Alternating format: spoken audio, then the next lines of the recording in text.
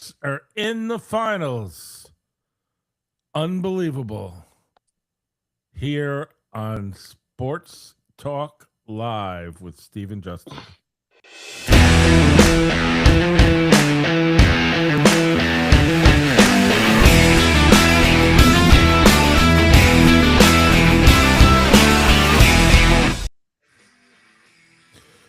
So, how are you, Justin? I'm doing just fine, Steve. How are you? I'm good. It's a good week for sports all around. A lot of trades today. A lot of things happen. But let's start right here. YouTube Sports Live with Steve and Justin just broke 2,500,000. Am I saying it right? 250,000. 250,000 views. Amazing, isn't it? It's awesome. Thank you so much, everybody who tunes in. And having said that, not only are we broadcasting live on YouTube, we broadcast live on Riverside System. We also broadcast live on my Facebook page. We now officially are broadcasting live on X. So you can watch us in a few different places. So on X, we are on Sports Talk at Sports Talk SJ. Sorry, took me a minute to remember. At Sports Talk SJ. And please like and subscribe us there.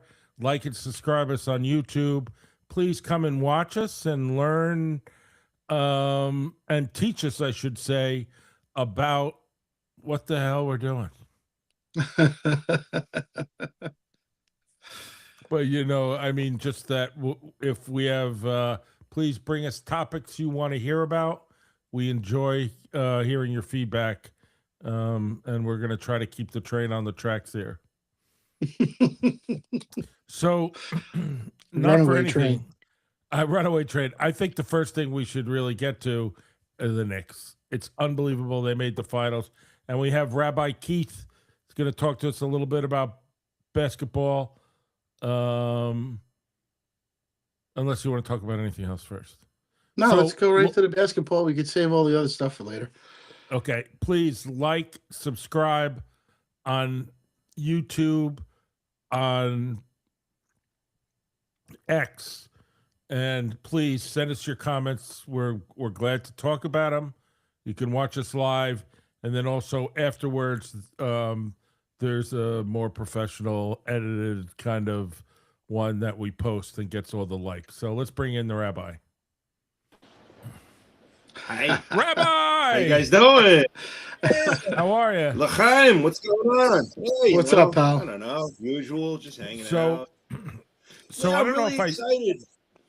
I didn't know if I am glad to have you back always, but I don't know if I told you this. Did I tell you this?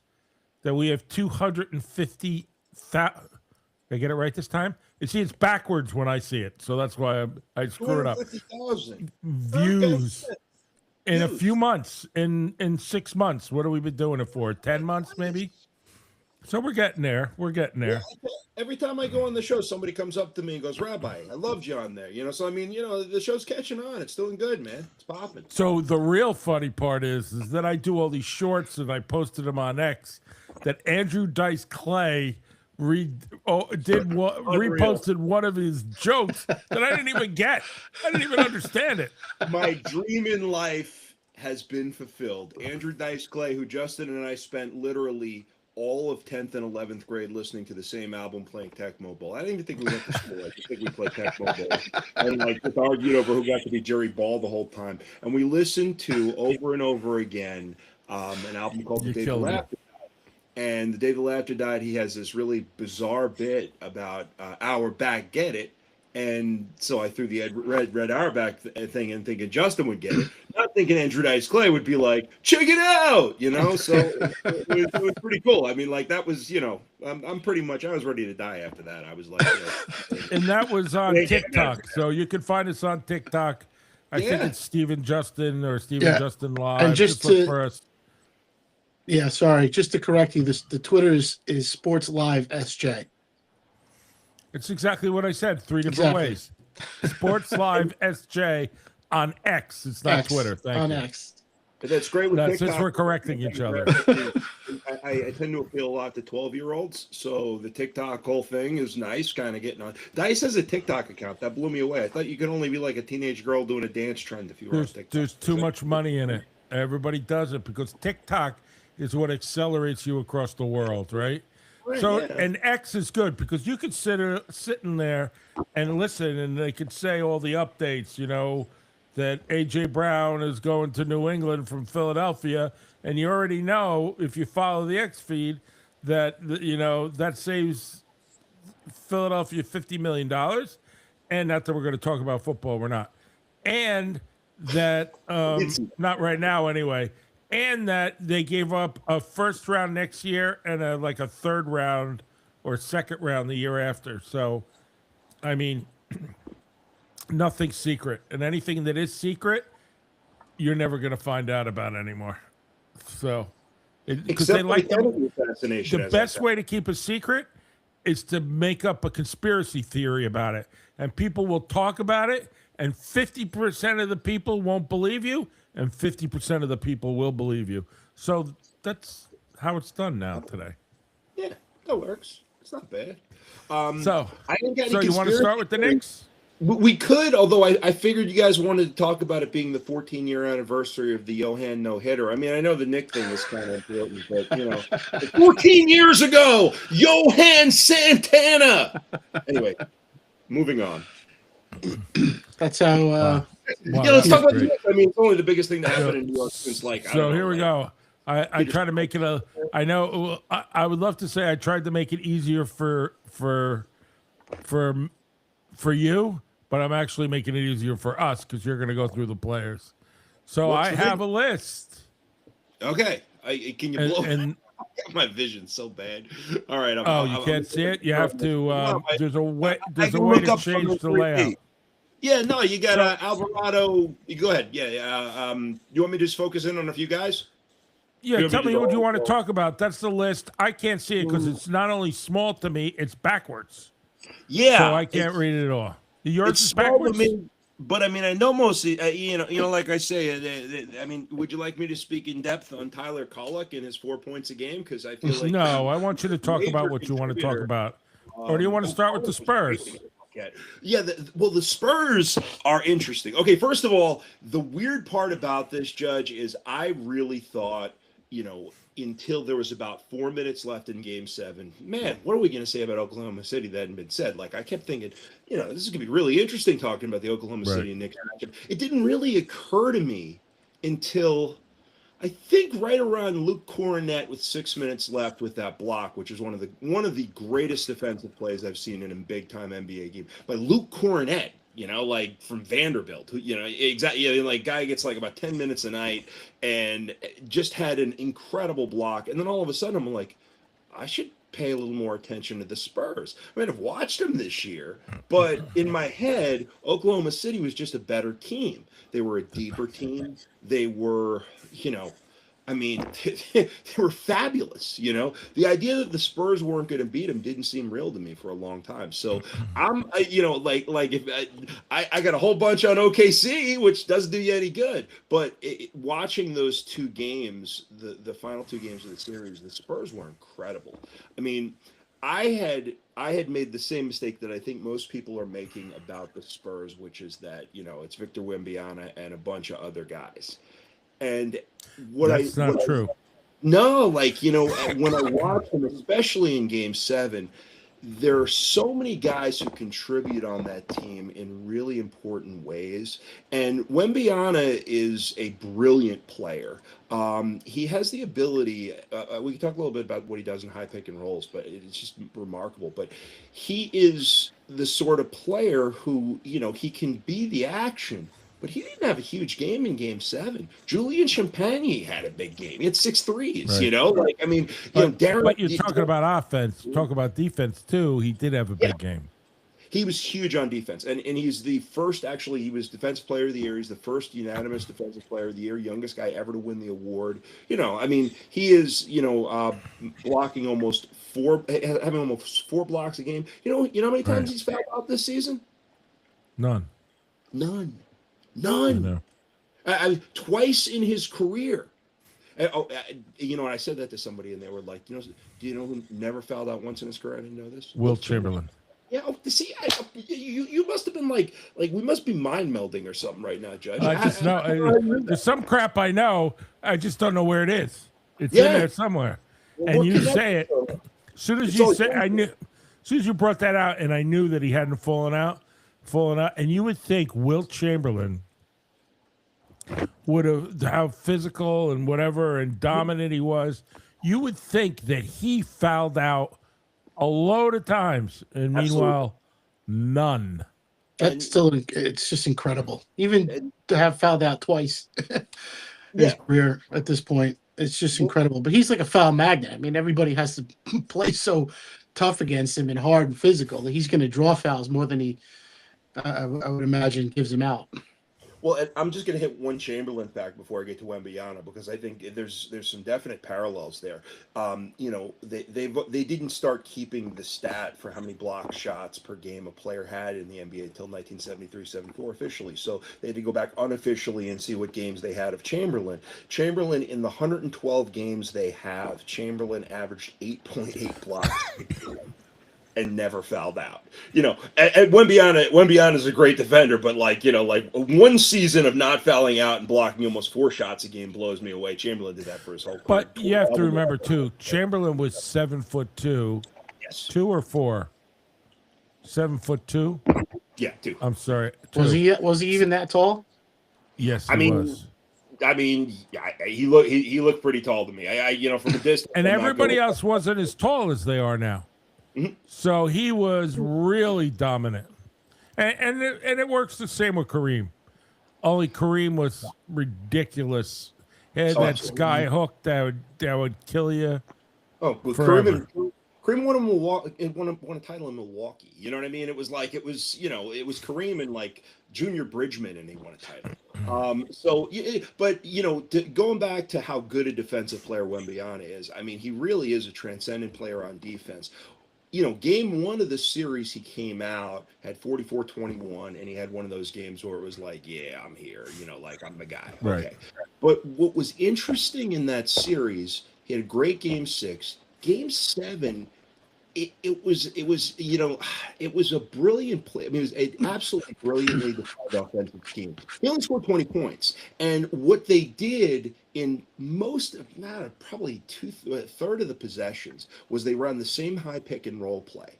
And for me, the best play in basketball is high pick and roll. Big guy comes up, sets pick, rolls to the basket. Defender has to switch and either follow the shooter or follow somebody has to follow the big guy, blah, blah, blah. You end up with mismatch problems, everything like that. What was fascinating in that game is that they must have scored 8 or 9 baskets where Wembanyama went up for a high pick and roll, and you think they're going to throw the dunk down to him, and someone steps out and hits a 3, or someone drives to the basket. And Wembanyama was almost used as a distraction for long stretches of that game.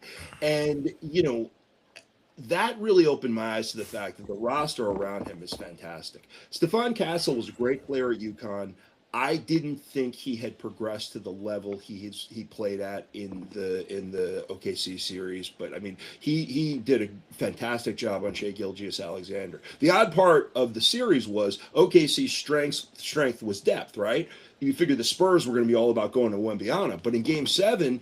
They just kept going to Shai. They kept throwing the ball into Shai, and they had full coverage. He's popping it out there. Meanwhile, Chet Holmgren, who was supposed to be third-team All-NBA, Chet Holmgren, did you guys catch his shooting line? No. 33 minutes, 2 shots. In 30 minutes? 33 minutes. Yeah, that's right. I had heard that. Shai was forcing it, and it was weird because Oklahoma City has been great at distributing the ball all year, but they really got sucked into the game that I was accusing San Antonio of playing early in the series, which is being overly reliant on Wembanyama. The guys around him stepped up and made big shots. Harper's kid, Ron Harper's son. I mean, yeah, you're that old. Ron Harper's son is out there. Dylan Harper hit a huge three. Didn't think he had it in him. Darren Fox is a great player. They just get a lot out of everybody. Like I say, having Cornet come off and give him 10 good minutes off the bench on defense. They're a tough team. And that series really, they had to be Oklahoma City. Granted, they had a major injury, but Oklahoma City is a fantastic team. I wouldn't be surprised if they won it next year. I had them all but penciled in to win it this year, but the Spurs played an immaculate series. They did everything they could to beat up Wembanyama to move him around, and he got better and better as the series went on. He got teammates involved, and the Knicks are. The Knicks could have a problem with this team. Castle did a great job on. Why not? Everyone else has. Yeah, I mean, Castle really earned. For me, I realized Castle was big time in the job he did on SGA. SGA was 41% from the field. It's like the second worst shooting performance he had every series, right? So you have Castle locking up against Brunson. Now Brunson lit him up in the regular season. But Castle's gotten better. Castle's third year in the league. And not for anything. First of all, the Knicks played differently in the regular season. Yes. So, by the way, Keith, Angela says hello. Oh, my God. Oh, Angela, I love you. How are you? Angela, we all say hello to you. We appreciate that you watch us every week. Hi, Mom. And we know that you're the only one on most days. So that I'm kidding. And a lot of Keith lovers out there. You got Joe who says hello to you, Keith. Hey, Joe, what's up? I know a few Joes, but hi to all of them. I'm not going to tell you who he is. And he writes some interesting things about you, Keith. But anyway, no, I'm not telling you. And let's stay focused. So what's interesting is people are saying, the Knicks beat them twice. The Knicks beat them twice during the regular season. Yeah, I don't think either team is the same team right now that they were in the regular season. Right. First of all, the Knicks play totally different. Yeah. And you'll find if you really look at the box scores and spend some time looking at it, you will see during these playoffs that Knicks' strength is that everybody's playing, right? It's not, though, Joe said I should tell you his last name, that I will in a minute. That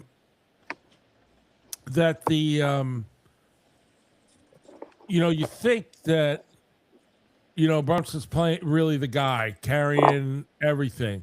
Yes, in the fourth quarter, he's definitely been doing that when they're behind or whatever happens. But the reality is that it's pretty evenly spread against all the players, which is unusual, right? Usually there's, in most recent years, if you could say 20, you can even say in the LeBron era if you want, that they needed that big player and a secondary big player to carry the team. But all of a sudden, the Knicks have kind of broke that mold, and even though they have a killer player in him, the scoring's gone across the board. Like all ships rise, as Justin always says, all boats rise. But if you look at the Spurs, even though they have those big players or the biggest player, that you'll see the scoring is also spread in that same kind of way across the team. They got 6 guys who average over 13 points per game. And again, Wembanyama, he draws so much defense. I mean, he's going to draw a double or he's going to draw a real good defender. You'll get mismatches, stuff like that. Defenses will have to change around. A lot of those guys get looks because there's so much focus on Wembanyama. And the Knicks are going to have to do that. They're going to have to shut him down. But the Knicks, like in terms of the performance they've gotten out of guys, I mean, it seemed like about 3 weeks ago, Bridges looked like he was done. And he's been shooting about 60% from the field since the middle of the Hawks series. People were talking about benching him, everything like that. He has been fantastic. OG Anunoby has been like, I always mess that name up. I hope I got it right. I apologize if I don't OG. But he's been like the most efficient scorer in the league in the playoffs so far. I mean, he's been fantastic. Karl Anthony Towns is a hard guy for a lot of people, but I'm going to argue that Karl Anthony Towns, to me, if the Knicks are going to win it, could be the key for kind of a strange reason. The number of so late game, obviously they go to Brunson, right? But there's a second option that's fascinating for the Knicks in that they have Karl Anthony Towns, who is, likes to play around the perimeter, but is an absolute beast in the paint. 7 foot, built, anything like that. Get him the ball down low, you basically got to foul him. Well, if you foul him, here's what gets interesting. He's an 86% free throw shooter. He's one of the best free throw shooting big men in the history of the game. So late, if you have to make a decision, you got him with the ball in the paint. Like Shaquille O'Neal would get the ball in the paint, foul him, obviously, right? Most big men you'd foul. You can't do that to him. He's a 90% free throw shooter in the playoffs in his career. So he's a guy who late in the game, let's say Brunson doesn't get a look. You jam the ball in down to Karl Anthony Towns once or twice. Again, Wembanyama is a fabulous defender, and if Wembanyama is on him, he may not get fouled. But, the point is, like, you have two kind of distinctive ways that the Knicks can win close games. And that's rare. I mean, usually you got one thing you can go to. The fact that the Knicks have two, you got to figure, if it goes 7, 5 of the games are going to be real close. Probably 2 of those games are going to be games that are decided by Karl Anthony Towns making free throws or Jalen Brunson hitting shots, down the stretch, right? So they got a game or 2 in there that they can win that way. If they do that, I think they win the series. Anyway, but as you were saying, the Knicks are very well balanced. Everybody is playing well right now. Hart has games where he looks fantastic. He's not always great, but he's always consistently solid. They're just a tough team. Mitchell Robinson is, he's working out. He's supposed, they think he's going to play for game 1. He'll be back in the series. Defensively, he's a really key component to what they do. They defended the Spurs particularly well the last time they played against them, and he was a dominant player on that end of the floor in that game. So, if he's back, I'm a Knicks in 7 guy. I think it's I think Knicks in 7, man. I'm feeling it. It's funny because I'm a Knicks in 6 guy. That would be cool too. I'm actually going to get up to New York the day of Game 7. So I guess I have to wear the black hat. Oh yeah. You always do. You Spurs. Yeah, well, I'm rooting for the Knicks. He's giving us some story. Listen to this. I'm not here to just yes you and agree with you.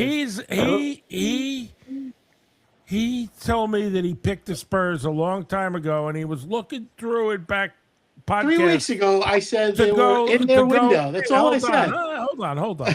So the Spurs were, and he's looking through for the thing, so he can play it when we're on. But it doesn't seem to exist. That prediction doesn't. Sometimes we're it's there. Delusion of grandeur sometimes in our I kind of remember him saying it, to be honest. Who've been on the Spurs. I have not been on the Spurs bandwagon. I am way late on the Spurs this time. I just did not think this was I thought this was going to happen. I just didn't think this was going to happen now. This run they're way ahead of schedule, and not to mention they got a ton of young players. They got their starting 5 back next year. I mean, that's a were they to win it this year? Knicks also have their starting 5 back next year, but Joe agrees with me. Knicks in 6, so he can't be too bad of a guy, whoever he is. Yeah. Almost everybody named Joe I like. There's a few Joes. I texted you who he was. Who he was. Oh, that guy. Now don't say it out loud because we're trying. 50,000 people. 50,000 people are going to see this, so let's not throw him under the bus here. He's going to break my kneecaps. It's a problem. He's taunting me. Is what he's doing. Anyway, that's interesting. I understand. Listen, am I surprised if the Spurs win? But I don't think it's going to be like all day Spurs. What has to happen though? and we're aware, is that what has to happen is they can't let happen in game one of the last series happen in game one in this series, because they're not. First of They're not all, gonna win that the game. coach is not going to make the same mistakes. Yeah. And how that coach is still existing, I don't know. I can't believe he wasn't fired on the court. Every Tom, Dick, and Harry, everybody that knows nothing about basketball said this guy should be fired. Other than we give him a lecture about how to use timeouts. Or to use them anyway. Yeah, I mean, unbelievable. And whatever. And he just seems to make the same mistakes all the time. Yeah, they're not going to run into that with the Spurs. The Spurs are incredibly well coached. Again, their game plan against Oklahoma City, if you watch that game 7, and it was just like a masterclass. It was like every possession they had gamed out. They didn't make any, again, they had the lead the whole game. OKC would make a run. There's a little point where they took the lead, but they really, really had answers every time OKC made an adjustment. I mean, they're very well coached. Both teams are. I mean, this is going to be one of those sort of chess match finals where you have two truly well coached basketball teams against each other that have, again, varying strengths. I mean, the thing that I'm not sure about in this series is there's sort of a dynamic that I think will probably be defining, but I don't know which way, is the fact that the Spurs have had to claw their way here, right? The Spurs are playing 7-game series. They just came back from 3-2 down, clawed their way past a team that won a championship last year. Wembyana, who never looks emotional. I mean, I believe he is a cyborg, and he is he's like the Terminator, but as a 7'5" basket. And he read 180 books last year too, just in case you were curious about what he does when he's not scoring 25 a game. So he's, where am I going with that? I don't know. Anyway, what was I talking about? Oh yeah. So you got a Spurs team. They got to be dead tired, right? So either they could be coming in with a ton of momentum, and the Knicks are coming off of they've won 11 straight. They haven't rest versus rust. Yeah, and it's this could go a lot of ways. I would think that if the series goes on, though, the Knicks benefit, right? Like if we go to a game 6 or a game 7, the legs on the Spurs have to be bad at some point, right? I mean, also they're a young team. They got nobody on that roster with any playoff experience except Luke Cornette, or I think he was in the playoffs. But these guys aren't guys who have been in the playoffs on deep runs. The Knicks, kind of have. But you got OG, who got a championship up with the Raptors, right? So you got a team that has a little more experience. I like this series more and more as it goes on for the Knicks. But early, if San Antonio can get a game or two early, that changes the whole dynamic. It keeps the momentum going. So the early money, from what I understand, the early money was on the Knicks. Mm-hmm. And now that San Antonio won, it's kind of shifted a little. But the money's going to be on the Knicks because the Knicks are the only bet. Because there's no way. It's close enough. It's a New York market. It's going to drive the gambling market. But it's close enough game where you wouldn't be surprised if either team won, right? Mm-hmm. And the payoff is with the Knicks numbers. You're going to get the bigger numbers. You bet Knicks in 6. I don't know what it is off the top of my head. But it's a pretty good number for your money. Well, because San Antonio's the favorite. Yeah, the series number last year, and the West was the favorite before the last series even started. Right. And I heard the Mad Dog say right when I was driving home before, say the Eastern Conference has teams are so much worse than the Western Conference that when they play each other, the Western Conference team's going to blow them away. I think the Knicks are right now playing the best basketball they've played all year. Yeah, the West is better than the East. It's deeper than the East, certainly. I mean, I don't think that's the Knicks believe in themselves. They have heart. Yeah, it's not. So that's where this all started, right? The Knicks won that NBA Cup midseason thing. So a lot, Killed it. I don't vest anything into that. Yeah. However, the Knicks took a lot of heat for celebrating that the way they did, but you come to find out that everybody gets paid when you win that. Mhm. Not just the players, but the assistants and probably the ball boy and the trainers and whatever. Everybody gets a piece. And I think the Knicks celebrated that because they were happy that they were able to do it for those guys because Yeah. this group really does love one another. They are a together unit. We talked about them being lunch pail guys and hard workers Villanova and guys. grinders, Villanova, but they really are, cool, down to earth, just men about men. And And they were like that when they played for Villanova. yeah, and it Yeah. transcends into their style of play here in New York. And they weren't celebrating winning anything; they were celebrating what they did for their franchise, and that endears them to this fan base and everybody else in the building. So, yes, now they have to take the next step. This is what it's this means something rather than them taking the heat for it. Back, what was it? 3 months ago? I don't even remember when that was.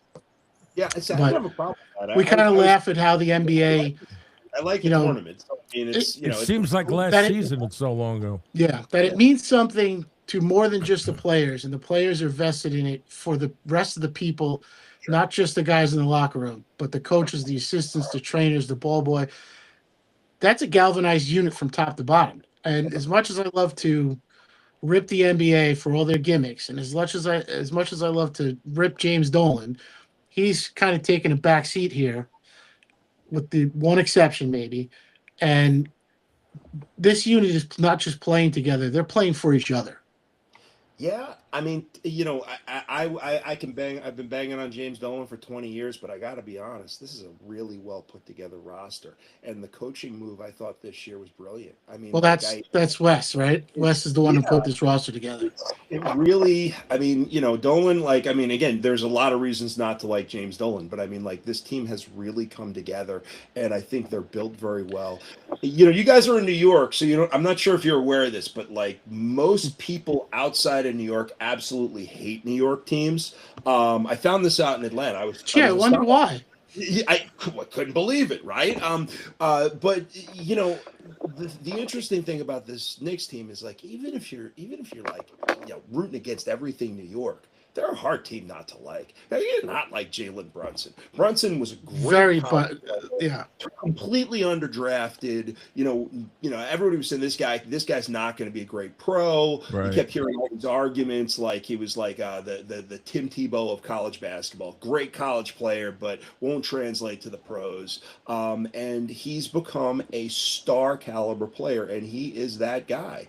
And the guys around him, I mean, it's not that they're not big ego guys. They like to play no. together. They play hard. You see, I don't know if you saw the footage of when Josh Hart got picked up by the Knicks. Like Jalen Brunson is in the airport and he sees it come up and he's like jumping around like a little kid. These guys really like each other. They're a likable team, and the Knicks haven't won a title in 56 years, right? Like again, it's not. I know.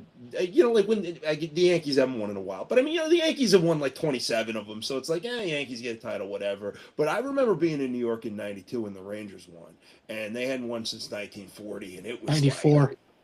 With 94, yeah, sorry. Oh God, my brain is shot. Yeah, I was gonna say that's when I was in the car with OJ and never mind. Long story.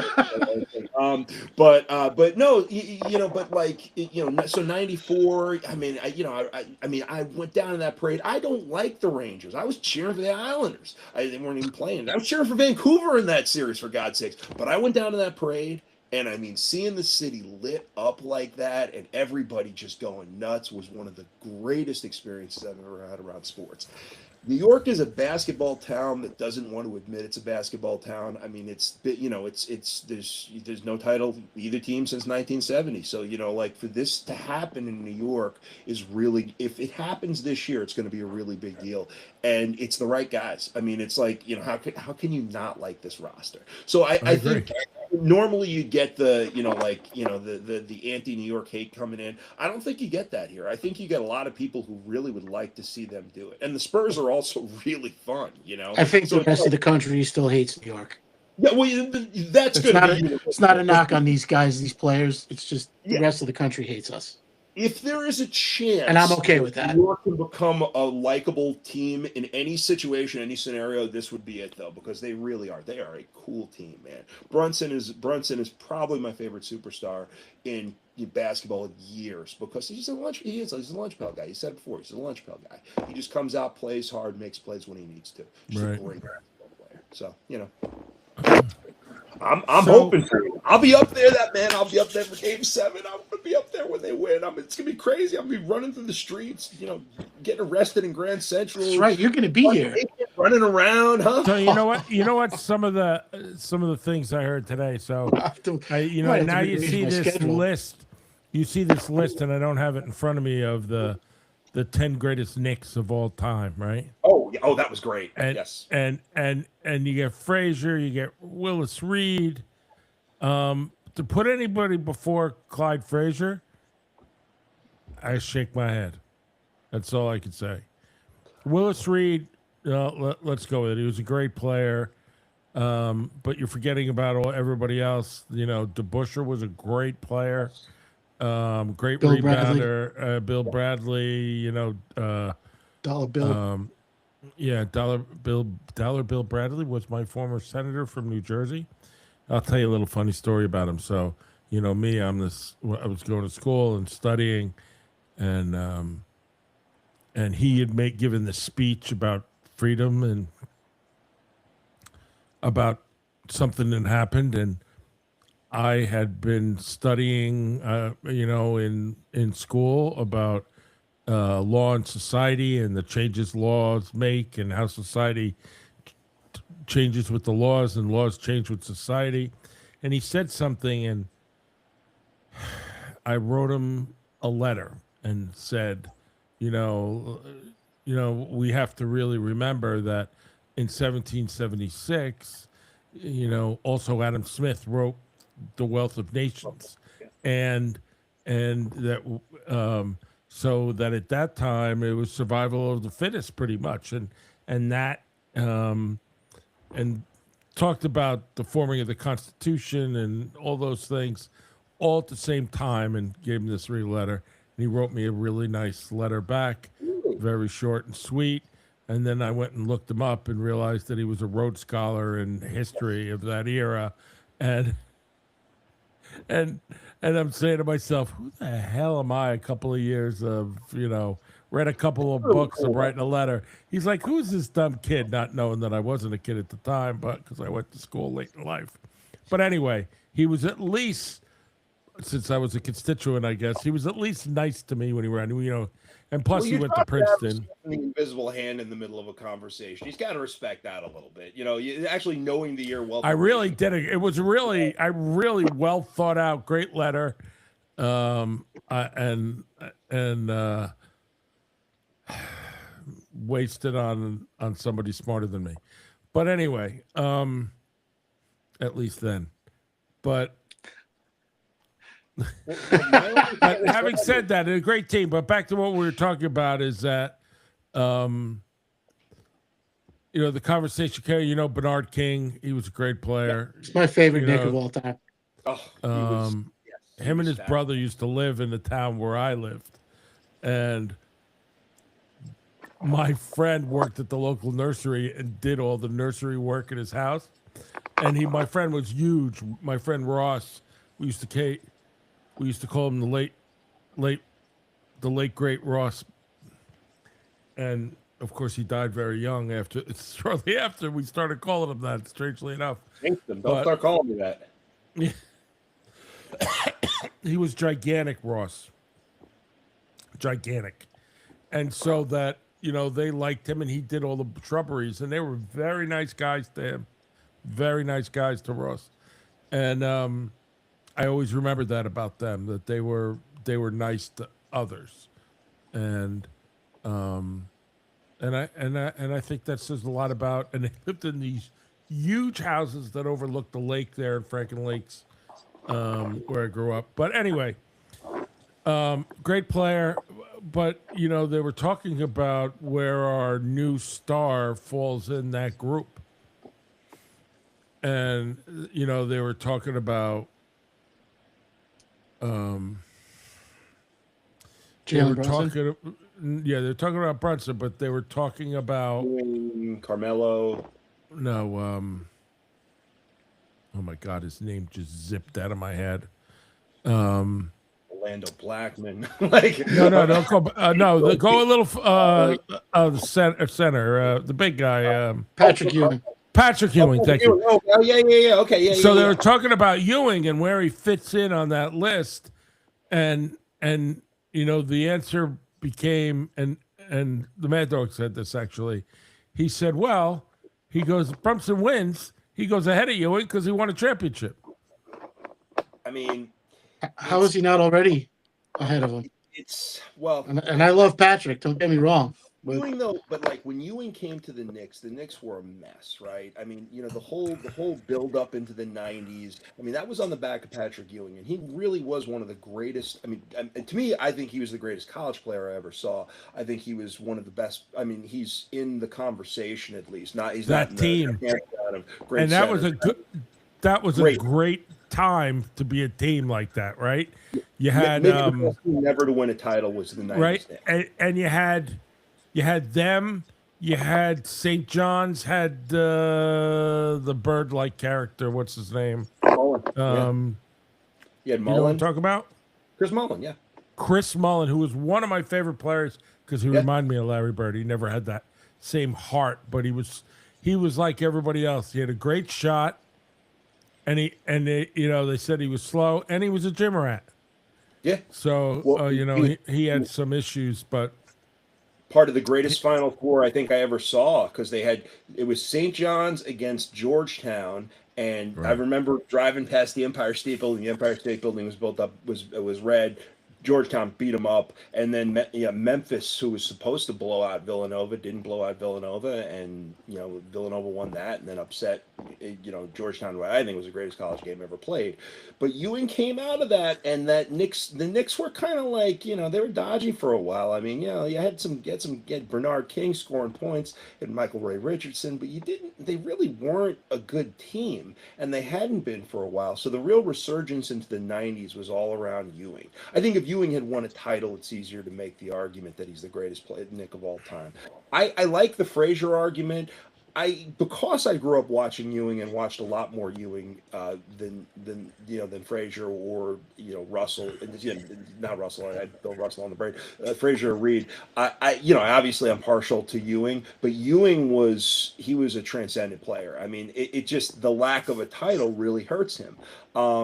But I think I put Ewing ahead of him, but the second Brunson hits the game-winning shot in Game 7, or puts up 42, and at that, I mean, carries the team on his back in the fourth quarter to win a game.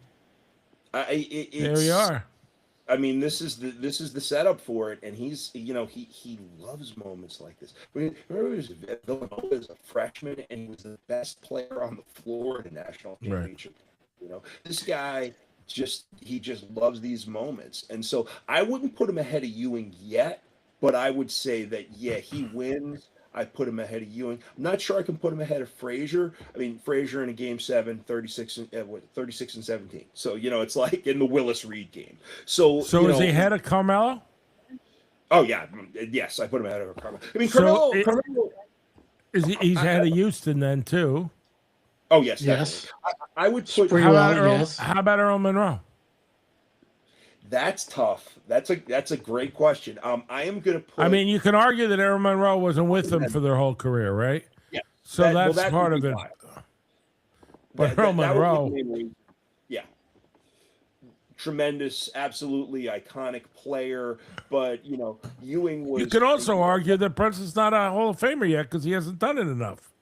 Yeah, and also, he started with Dallas, so it's not like he's been in Knick his whole career. So I don't know, though, but Brunson has been really the reemergence of this team has been centered on Brunson, and I feel like if he can bring a title after 56 years, I mean, this isn't like they got one like They're 5 years blowing ago. teams. I mean, he hasn't even played in the fourth quarter in like No, 2 weeks. I know it. It was like Kudos to he's him. Don't get me wrong. I mean, I'm not knocking him. I'm just saying they've been blowing 20 teams out last to the 11 games. degree where he's going to have fresh legs under him, regardless of the rest that they got. He's going to, his stamina will be a factor. I don't think he's not going to be ready to play. I think he will be ready to play. Where these other guys have been getting knocked around and playing through the fourth quarter of most of their games, he should have fresh legs. This might be his ascension into the dude, right? Because that's been what everybody's been saying for 4 or 5 years. The Knicks don't have a dude. The Knicks don't have a dude. Wemby obviously is the dude, but do they have the team? Right? The Knicks have the team. The way they've been playing anyway in these playoffs. They're they're deep. Everybody's contributing, and you're wanting to see his ascension into the role of not only just becoming a champion, he's the dude. And I know that, Draymond Green doubled down today on Becky Hammond's quotes that, the Knicks don't have that. The Knicks don't have a decent. They don't have enough. They're not. It's the East. So, Everybody knows the West is going to dominate. and I disagree. Not that I am arguing that they're the same kind of caliber players, but I heard Shaq talking about when he was playing with Kobe, and he said they butted head to head until they reached the decision or the agreement, I should say, that Shaq will be the dude, be the man, the first 3 quarters, and Kobe can take it home in the fourth. Yeah. We see that with the Knicks. Which is interesting because it was Robert Ory and Derek Fisher that hit the biggest shots in the Lakers. Right, exactly. Big shot Bob. Yeah. And that one's for you. You know who. Yeah. I mean, it's they're I mean, Brunson is, like I say, Brunson in a big spot is going to be really exciting. I mean, it's possible he doesn't rise to the occasion, but the guy, every single time there's a moment like this, he seems to step up, and I don't see that changing. Well, I have to tell you, I think he gets a pass if he doesn't rise. You know to what the I occasion. think about him that he separates rose to him. the occasion. Now. He has. What separates him from everybody else right now, for the most part, excluding Wemby, right? Chris Paul was talking about this on the McAfee podcast show the other day. They were talking about how guys attack the basket to draw fouls and the way they do it. And Chris Paul is talking about covering the basketball and getting to the basket. Some guys don't know how to finish. And he mentioned, I think it was Chauncey Billups and James Harden. They just throw the ball up in the air, right? And it just looks so awkward and ridiculous. And half the time you're like, how is that a foul on the defensive player? This guy is out of control. He's not attacking the basket to score. Yeah. Now their game is to put the ball out and get these slap on the arm fouls so they can get to the free throw line. Yeah. That's what separates a killer from just another guy. Right? Yes. And that's where Brunson is right now. When Brunson goes to the hole, he attacks the basket to score. If he gets fouled, he gets fouled. He's not going to the basket, drawing the foul first. He's going to score. And you could tell by the way he plays and how he attacks the basket. He's under control and he's hardcore. He puts his nose down. Yes, he's a lunch pail. He's a grinder. He's not yet the assassin that you want to see hit that shot. He can, and he has. I'm not saying he can't. But what I'm saying is he's going to score. You don't have to worry about. And if he can't make it to the hoop, he's a great facilitator. He's doing everything right. In my opinion, he's ascending into that role of the dude, right? Yeah. This would be winning a championship would be his coronation. And I think they're in that window right now. Yeah. I agree. I think that's a great explanation where they are. I was thinking about your point about flopping earlier in the week and how much it impacts the game. And I think, I was wondering about that because I thought it was a great point. And we were texting back and forth in this thread about this. And I was thinking about, like, how much does flopping actually affect the game? I will say that the playoffs, they've really, they've let the players be more physical this year than any year I can remember. That Oklahoma City series against the Spurs was a bloodbath, man. Like that was the, like I felt moments where it felt like the old, Bad Boys Pistons teams just knocking San Antonio around. But the thing about San Antonio is they were able to finish against a team that was more physical than them, and I didn't think they had that in them. So, again, like, I think it cuts both ways. I think the Knicks have that in them. That is bred into, that is what they are, right? But I think San Antonio got a component of that too. I really do. I think they're a tough team because anybody else with Oklahoma City was just sending waves at them. Wembyana had handprints all over him when he was leaving the court. He got beat up the whole series, and he just kept coming and coming and coming. So this Spurs team's tougher than I really thought. And so I think this is probably going to be a very physical series. The way they called the Oklahoma City series was, really surprising. Like there's a lot they didn't call. I think you're going to see that. I think you're probably going to see them let it be a little more physical in this series. And if they do, again, it's going to be a great series. It's going to be a great series either way. I don't think this is going to be a sweep. I don't think this is like everybody last year thought the Pacers were going to get swept and everything like that. I didn't buy that. But this year in particular, I think this feels like a long series. This feels like a series where both teams can win at least 2 games, right? Like I would be very as the Knicks have been running through sweeping teams, they haven't played anybody like San Antonio yet, and I just don't think they can run them out of the building in the same way. So again, we'll see. I'd love to see it, but I think this is going to be a great NBA final series. This is going to be like the gold standard in the last few decades probably was the 3-1 Cleveland Cavaliers Golden State final. This could be in that category where it's just you have 2 or 3 games that are decided by great plays late and just really some amazing stuff happening. This feels like it really has the essence of what could be a great series. Hopefully that's the Knicks true. were 18-12 in the regular season against the West, and they've been playing incredible on the road. Yeah, I mean, on paper, like I said, if it was anybody else but the Knicks, you would think it's a foregone conclusion that they're going to win this series. And I say that because as Knicks fans and living here, everybody who's a Knicks fan expects them to win a championship because it's New York. Whereas now it's kind of like, wow, this team is really that good. They didn't just stumble into the finals because somebody hit a running jumper from 12 feet. They've been dominating the whole way there. They didn't have to go to Game 7. They didn't have to win by this game. They haven't lost in 2 weeks, 3 weeks. Jesus. So, where they're at right now, you should feel pretty confident if you're a Knicks fan because they're playing that way. There's nothing not to be confident about.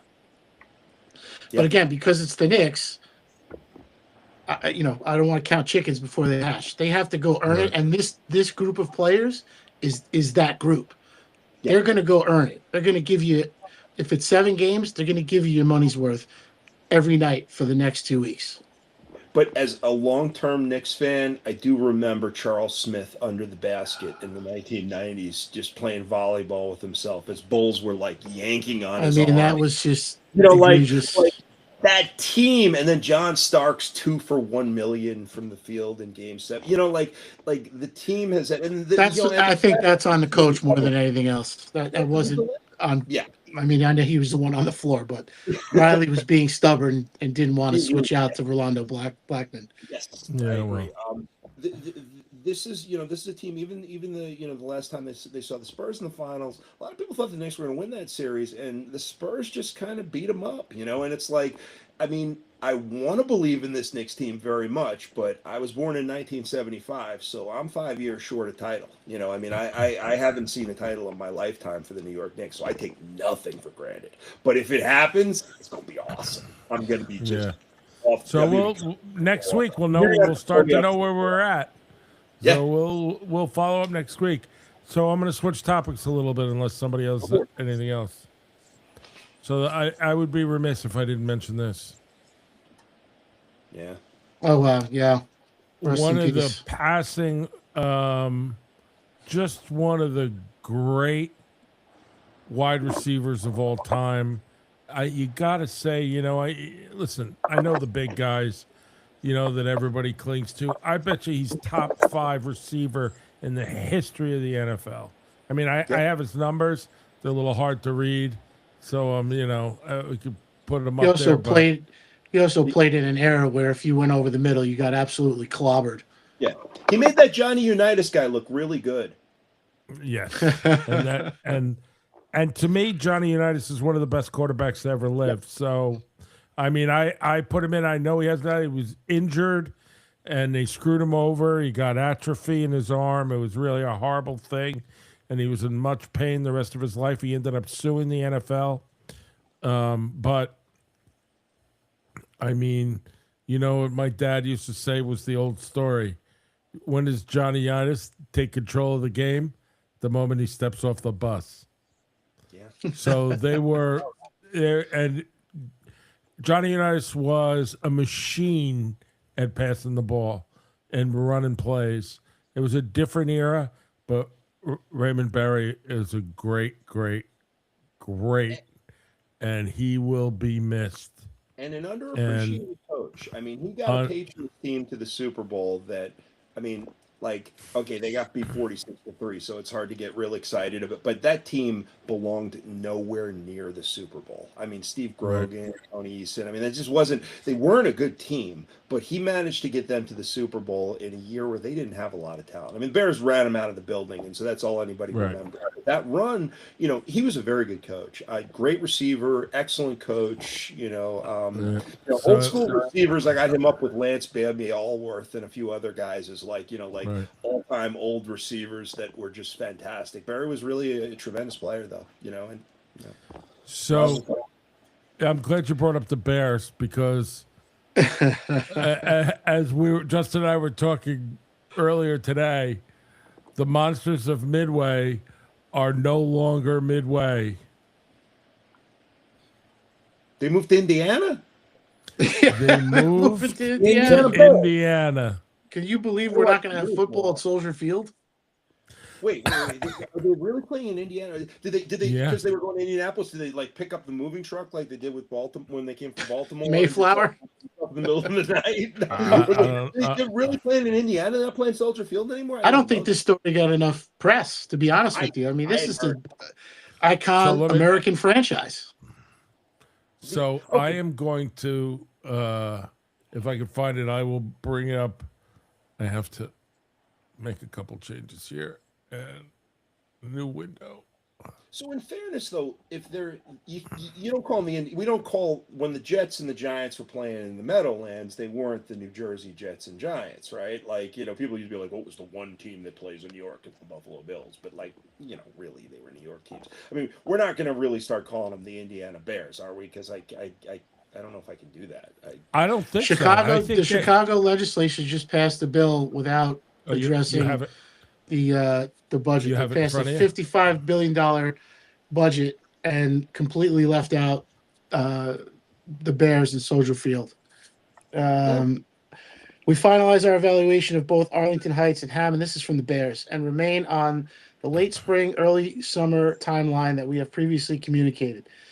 We will provide an update when we have a decision to share. That was from Chicago Bears today, actually, on the stadium bill. Yeah, Soldier Field. I mean, Soldier Field was a disaster in the 80s. Is that Sean Landetta punt landed yet, by the way? I mean, it was like that place was a disaster 25, 30 years ago. So it's sort of this is something that could explode because it's political. Pritzker, what does he say here? Governor Pritzker is a responsible steward of taxpayer dollars who has always wanted the Bears to remain in Illinois and been open to a sensible deal. So the governor's office needs to carefully review this new bill that was recently made public overnight.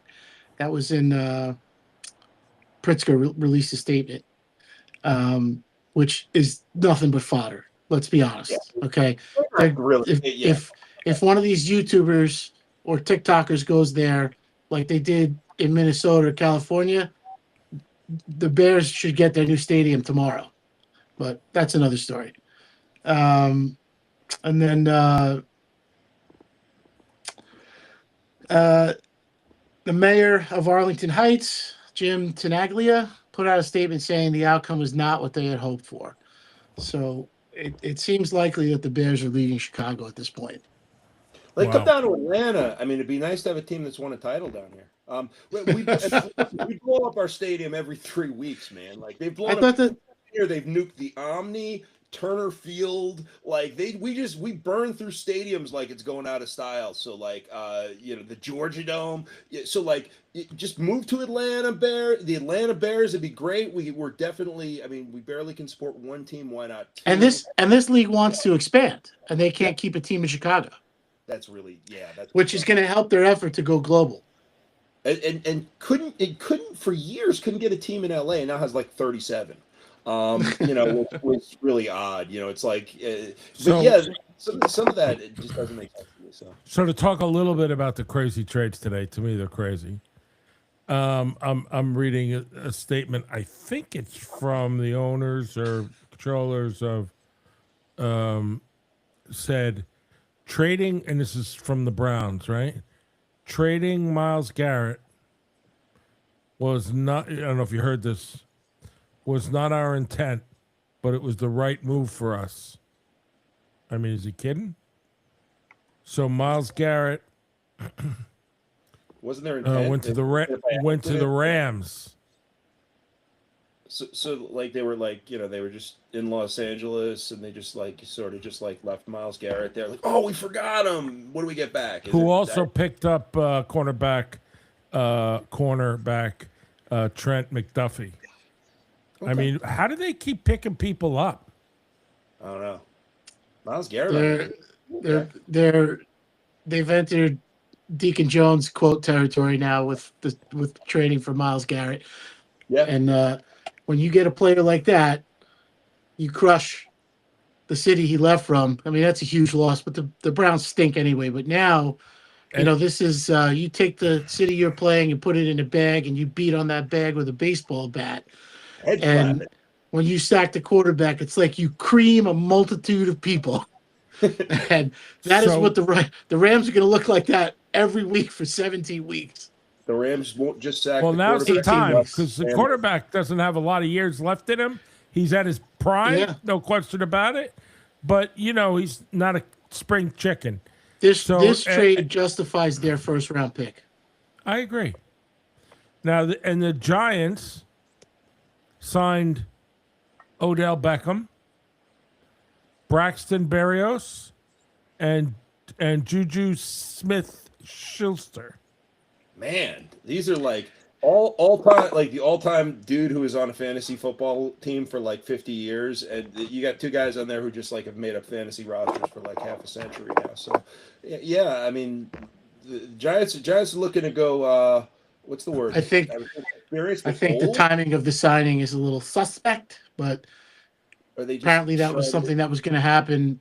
It was not a very big secret that they were going to bring Odell Beckham Jr. back. I don't know if he's going to be their number one. Obviously, Malik Neighbors is the one. You hope that he comes back from his injury healthy, 100%, because, let's face it, Odell Beckham is a lightning rod. And I don't think any one of those receivers is their one or their two. But they're going to play a significant role probably because the Giants had no receiver help last year, especially after Malik Neighbors went down. So hopefully he can come in and be kind of a guiding light and mentor to Malik Neighbors. But this group of receivers that they obviously Berrios being a special teams guy and veteran player and has plenty of experience. It looks like they're just trying to help their quarterback because their run game is probably suspect at this point. So this is who they traded. They got linebacker Jared Verse.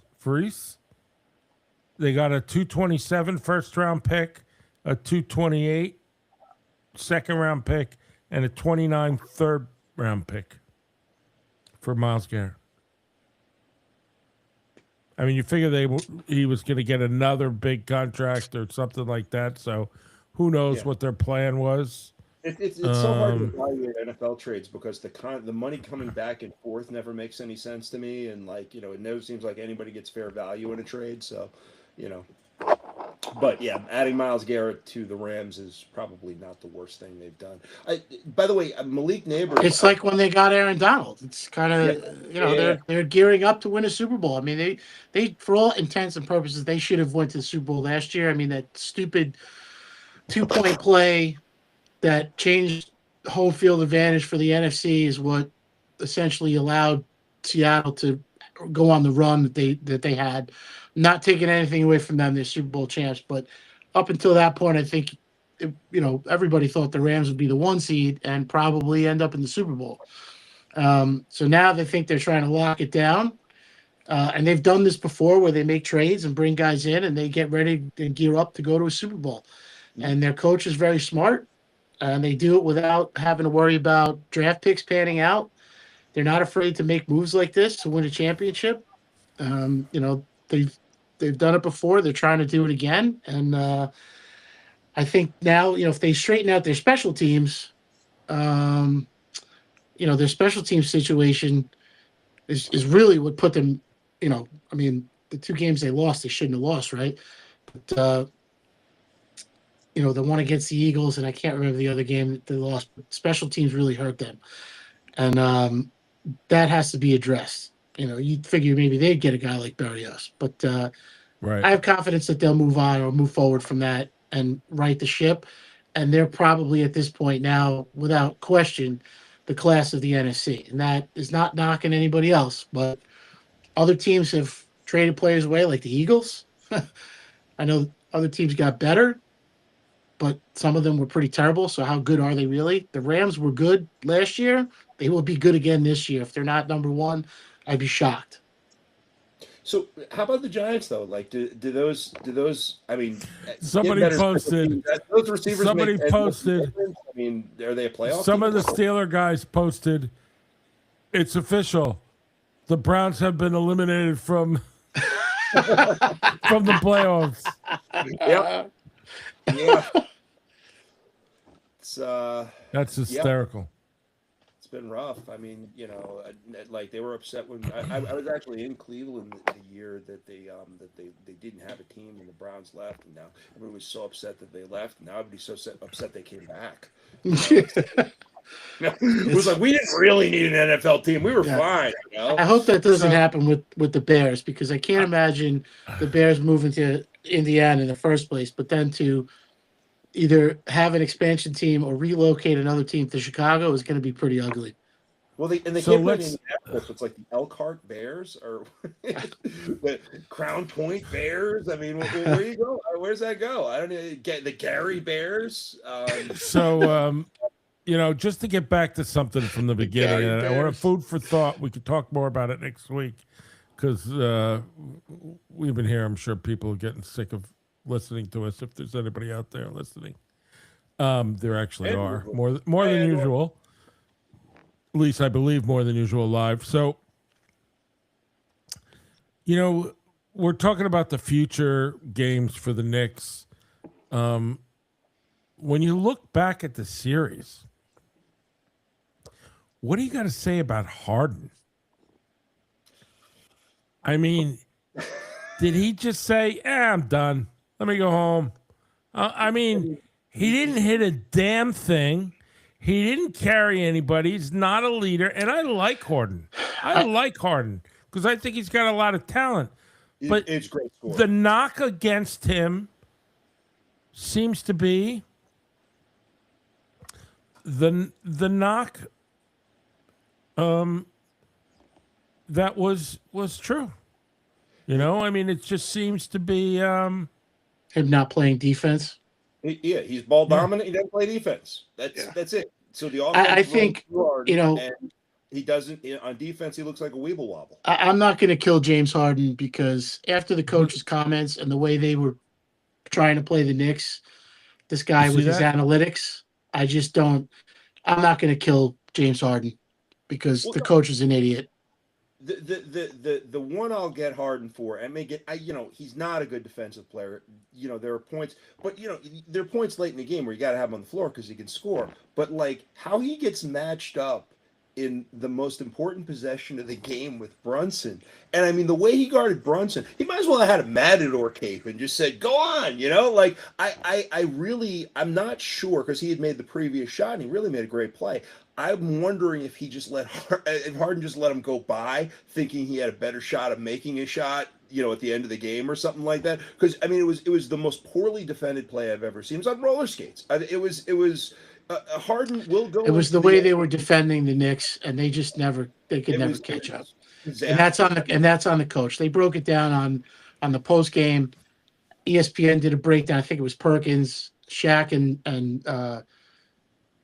Charles Barkley talked about it. They were just outclassed completely from top to bottom. Coaching, playing. Going to Brunson in that spot, and not only do you get him isolated on Harden, you get like no help side on it either. It's like okay, and the best is they knew they got so they come back and win in overtime because the team collapses in overtime. Absolutely. They're down 28 points or something. They came back on and to tie it at the buzzer, which was unbelievable, and the team is like, oh, I think they're going after Harden. All the announcers, I think he's going after Harden. I think he's going after Harden. I think then the coach says without blinking, they're like, well, they're never going to say that. You don't know if we'll never know. And then the coach says, yeah, we went right after Harden.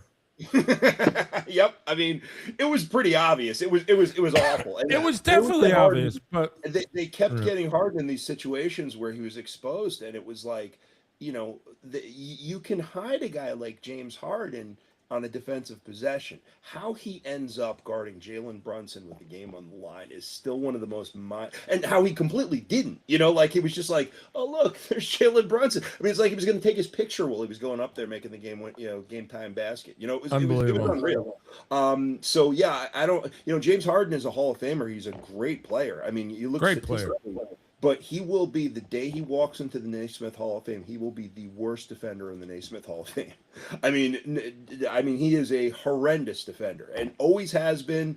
It's not that he's gotten older and slow. He's just gotten old and slow and is still bad at defense. And, again, it's not, again, in that spot, there are ways to hide players like Harden because of the value they provide on offense. The fact that Harden was isolated so many times on Brunson down the stretch was mind-blowing to watch. So they were done it. So I don't want to hash through the whole thing again, but there it is for this week. Next week we'll be back with a midterm story about the NBA, and then when the finals are over, we're going to do, in case anybody wants to send us, you could find us in you could talk to us on X, you could talk to us on YouTube, you can reach out to me on Facebook, you can go to our website, which is StevenJustin.com. And I have an OnlyFans site. And leave message and yeah, you can see the rabbi on his OnlyFans site. It's by rabbi porn. There is a warning that comes out. You may go blind from watching this channel. But anyway, if you please give us our questions. We'll talk about it. But we're also going to do a special edition when the finals are over, where we're going to talk about our favorite sports movies of all time. Yes, and I will be up there actually in person, and we'll be listening to Blind Lemon Jefferson records on your phonographs, man. Like, I'm going to close by quoting the great Curtis Blow, late great, right? Curtis Blow. His daddy is. I like basketball has always been my thing. I like Magic, Bird, and Bernard King. That's true. Bird is the best. Bird was the best. Magic was great, but they were the competitors beyond words. Kennedy's I'm looking own forward to words. the movie show. That's gonna be fun. So, can we do that out in front of Richie Bell's store or what? I mean, Oh my God, we should do a podcast from the milk crates. that the milk crates in front of Richie That's Bell's. we'll the set movie that one. up right I'm in front of working Pelham on that. Produce. All right, I'm gone. Thank you, everybody. Great job by all of you. As always, I had a good time. We'll see you next week. Any questions or anything we'll answer. Please keep your cards and letters coming. We're about to break 4,000 subscribers, which is amazing too. Please keep it going. We enjoyed doing this. I hope you do too. Bye.